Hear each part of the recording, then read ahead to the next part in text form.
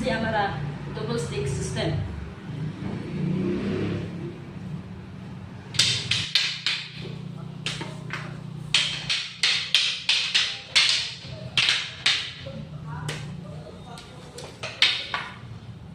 So this is the neck lock.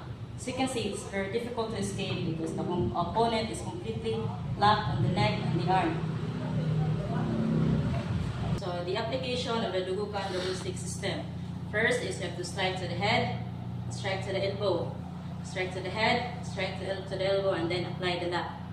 Okay, for example, start, strike to the head, strike to the elbow, strike to the head, strike to the elbow, strike to the head, strike to the elbow, strike to the head, strike to the elbow, strike to the head, strike to the elbow. Then if you can find the opportunity to apply the lock, apply, then the opponent will strike. So